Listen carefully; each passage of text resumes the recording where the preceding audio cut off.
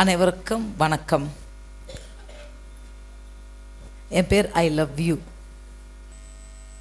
இங்கே கிடைக்காதது வேறு எங்கேயுமே கிடைக்காது. அந்த உறுதி இங்கே ஒத்தொத்தருக்கும் இருக்கும். நாங்கள்லாம் முடித்தவங்க. இங்கே கிடைக்காதது வேறு எங்கேயுமே கிடைக்காது.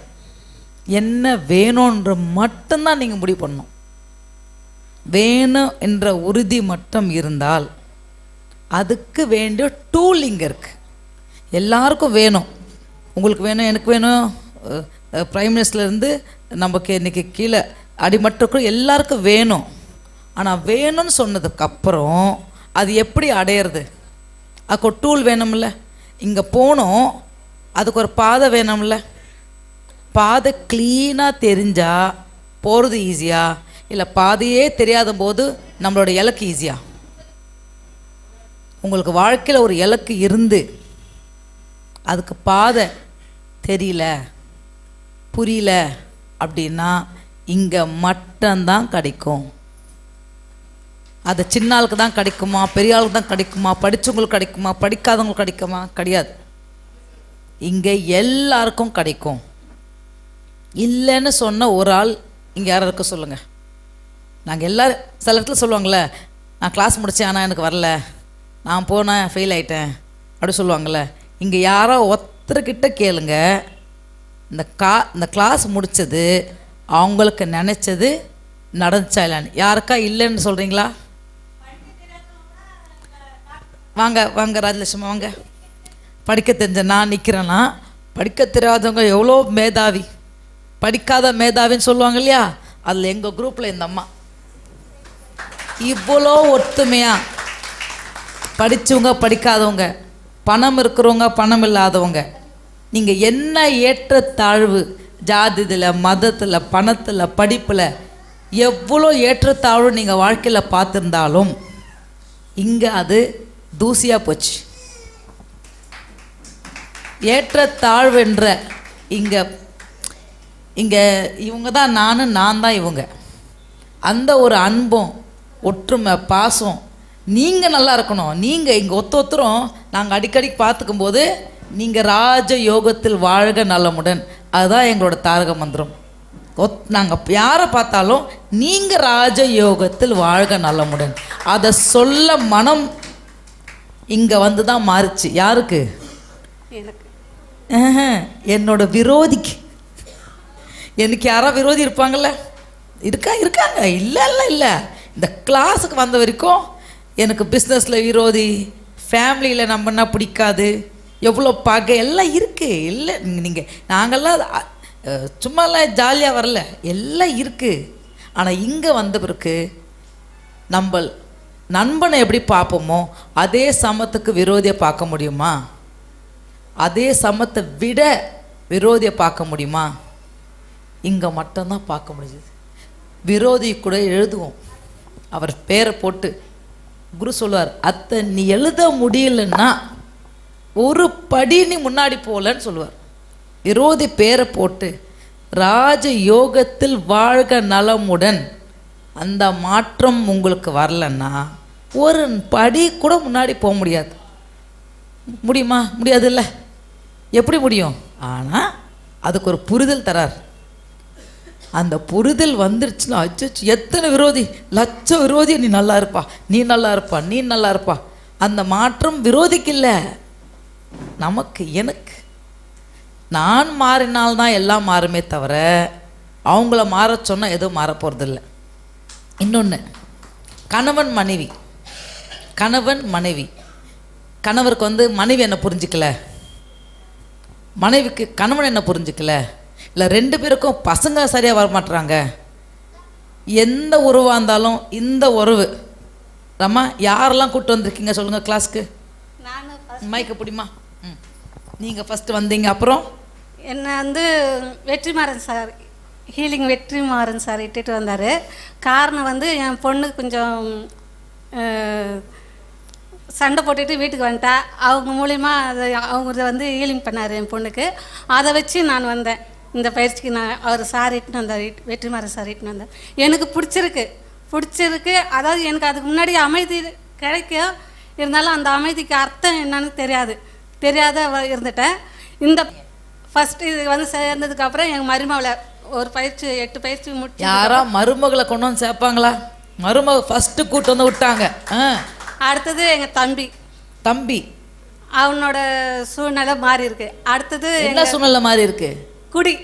கிளாஸ் பல வருஷங்கள் அந்த குடியிலே இருந்தவர் கிளாஸை முடிச்சுட்டு வீட்டுக்கு போனார் பாருங்க.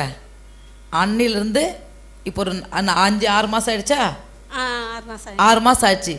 14வது பேட்ச் கிளாஸை முடிச்சுட்டு அன்னைக்கு சாயந்தரம் வீட்டுக்கு போனவர் 6 மாதமா அந்த குடி பக்கமே போகல.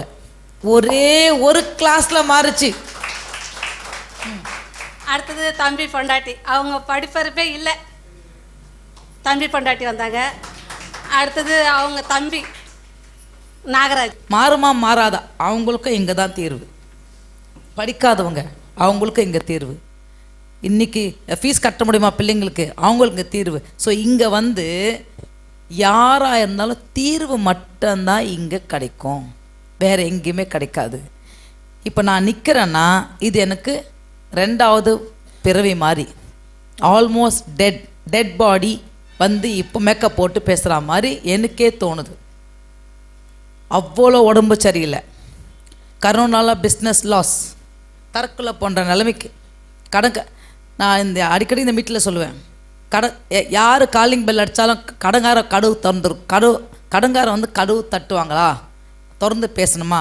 அவ்வளோ இருக்கும்போது ஒரு பிஸ்னஸில் எனக்கு மூலதனமே என் கை.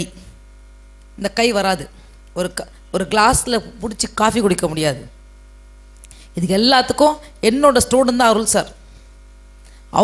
அவர் மியூசிக் படிக்க என்கிட்ட வந்தபோது அதுக்கப்புறம் கொஞ்சம் காலகட்டத்தில் இதுவும் கற்றுக்கிட்டாரு. அப்புறம் எனக்கு ஒரு 2 வருஷம் வாரமானா வீட்டுக்கு வந்து என்ன வேணும் எனக்கு ட்ரீட்மெண்ட்டாக எடுத்துக்கிட்டேன். அவர்கிட்ட நான் ட்ரீட்மெண்ட்டாக எடுத்துக்கிட்டேன். சார் எனக்கு இது வேணும். ஒரு ஃபஸ்ட்டு கிளாஸ் அசால்ட்டாக கேட்குறாரு, உங்களுக்கு எது பிடிக்கும்? First class testing. அவர் என்ன டெஸ்ட் பண்ணுறாரு எனக்கு தெரியல. உங்களுக்கு என்ன பிடிக்கும்? சாப்பாடு என்ன பிடிக்கும்? எனக்கு மீன் பிடிக்கும் சார். அப்படி சொல்லக்கூடாது. என்ன மீன் பிடிக்கும்? எனக்கு சங்கரா மீன், கரெக்டாக இந்த சைஸ் இருக்கணும், இப்படி வறுத்து இருக்கணும், அது எனக்கு ரொம்ப பிடிக்கும் சார்ன்னு வியாழக்கிழமை சொல்கிறேன். ஞாயிற்றுக்கிழமை என் தங்கச்சி வீட்டுக்கு போகிறேன். சாப்பாடு போடுறான். தட்டில் ஃபஸ்ட்டு ஒரு மீன் தான் வச்சா. நான் எந்த மீனை சொன்னனோ சைஸ்லேருந்து கலர்லேருந்து அந்த வறுக்கிற அந்த டெக்ஸ்டர் வரைக்கும் அதே மீன் என் தட்டில் உட்காந்துருக்கு. சாப்பிடுவீங்களா? ஒரே பூரிப்பு. நான் அஃப்கோர்ஸ் நான் நல்லா சமைப்பேன். தேவைப்பட்ட நான் கடைக்கு போய் மார்க்கெட்டுக்கு போய் மீன் வாங்கிட்டு வந்து முளையெல்லாம் தடவி போட்டு வறுத்து சாப்பிடலாம், நானே சாப்பிட்லாம். ஆனால் அப்படி நம்மளுக்கே ஒரு விஷயம் ஏற்படுத்திக்க முடியும். அதுக்கு மீறி நம்ம எதுவுமே செய்யலை, அதே விஷயம் நம்ம தட்டில் இருந்தா 10 பேர் உட்காந்துருக்கோம். நான் இதே மைண்டு எப்படி இது எப்படி நடக்கும்? நான் சொன்னதை நான் எதை காட்சிப்படுத்தி சொன்னனோ அதுவே நடந்திருக்கு. அதுக்கு அடுத்தடுத்தது பிஸ்னஸ் லாஸ். கரோனாவில் எல்லாம் மூடியாச்சு, ஆன்லைன் தான். லேப்டாப்பே இப்படி தூக்குனா ஒரு 15 வருஷம் லேப்டாப்பு தூக்குனாலே 2 உடஞ்சி அதே இடத்துல நிற்கும். சார் எனக்கு புது லேப்டாப், குழந்த மாதிரி மாறணும். நான் பெரிய ஆள், நான் படிச்சுட்டு எல்லாம் ஓகே. பிஸ்னஸில் பண்ணும்போது, ஃபேமிலிக்குள்ளே டீல் பண்ணும்போது, ஆஃபீஸ் அதெல்லாம் ஓகே. பட் இங்கே வந்து நாங்கள் எல்லாம் குழந்தைங்க. யாரெல்லாம் இங்கே எத்தனை வயசு குழந்தைங்க எல்லாரும்? அது பாருங்க இப்படி கொய காட்டுறாங்க. எல்லாரும் 4 மாதம் குழந்தைங்களாம். இவங்க நடக்க பழக இப்போ தான் பழகுறாங்களாம். குழந்தைங்களாம் மாறிடுவோம். சார் அப்போ கிளாஸ்க்கு வருவார், மாஸ்டர் இந்த மாதிரி எனக்கு லேப்டாப் இல்லை, ஆன்லைனில் கிளாஸ் மாறணும், புது லேப்டாப் நல்லாயிருக்கும், பைசா இல்லை. அடுத்த வாரம் வரார். வரத்துக்குள்ளே புது லேப்டாப் அன்பாக்சிங் என் டேபிள் மேலே வச்சு வீடியோ எடுத்தேன்.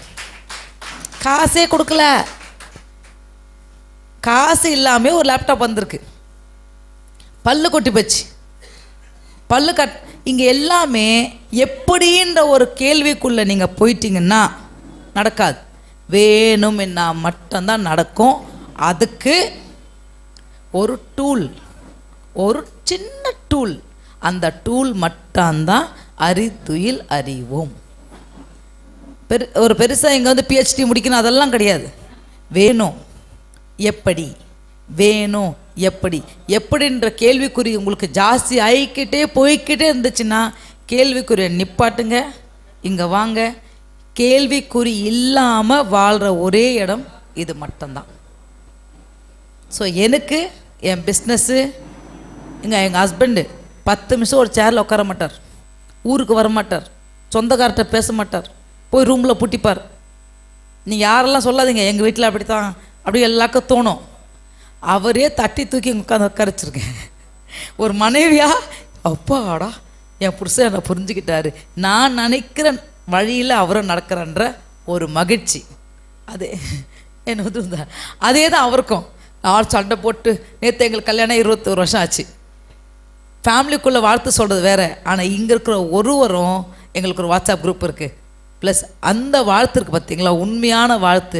அத்தனை ராஜ யோகத்தில் வாழ்க நலமுடன். அந்த ராஜ யோகம்னு சொல்கிறேன்ல, அதுக்கு நீங்கள் அந்த ராஜ யோகத்தை பார்க்கணும்னா இங்கே தான். So don't miss it. இதை தவற விட்டிங்கன்னா வாழ்க்கை மறுபடியும் கிடைக்காது. எவ்வளோ தவற விட்டிருந்தாலும் எல்லாத்தையும் நீங்கள் இங்கே வந்து அள்ளிட்டு போகலாம். It's a tool. சின்ன படிப்பு ஒரு டூல். அந்த டூல் அடாப்ட் பண்ணுங்க. உங்கள் வாழ்க்கை பாதை அப்படியே பூ போட்ட கார்பெட் மாதிரி மாறுறது நாங்கள் உணர்ந்திருக்கோம். நன்றி.